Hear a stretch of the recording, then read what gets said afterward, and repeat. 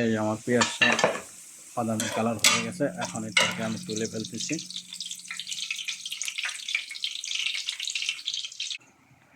এই যে এখন আমি এর ভিতরে আবার এসে পেঁয়াজের কুচিগুলো দিয়ে দিচ্ছি।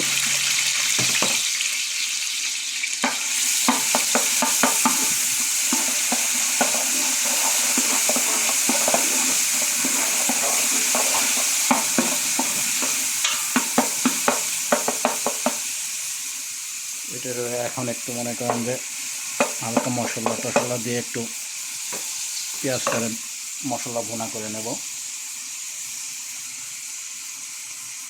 এই যে এখন আমি এর ভিতরে মনে করেন আস্ত মশলা কিছু দিয়ে দিলাম। জিরা আছে, মিষ্টি জিরা আছে, কালো লেবু আছে, তেজপাতা আছে, এলাচি আছে, লং আছে, এগুলো দিয়ে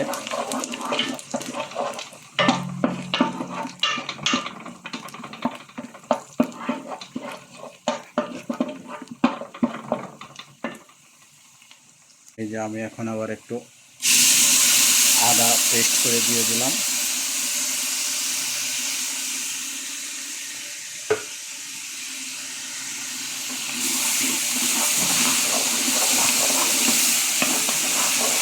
আদাটা হালকা একটু করে নিচ্ছি যাতে আদা রসুনের যে একটা ঘ্রাণ থাকে, কাঁচা ঘ্রাণ, ওই ঘ্রাণটা থাকবে না।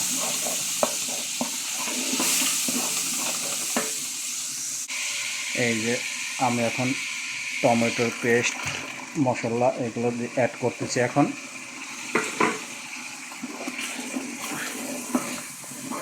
এই যে দেখেন এখন কত সুন্দর একটা কালার আসবে।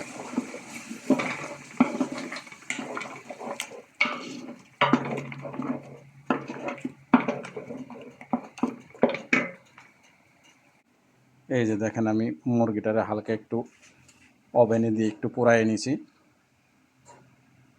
এখন এই মুরগিটারে মনে করেন মশলা একটু ভুনা করে পরে মশলার ভিতরে এটা অ্যাড করে দেব। এই যে দেখেন আমি মুরগিগুলো এখন এখানে ছেড়ে দিছি। দেখেন কত সুন্দর একটা কালার আসছে।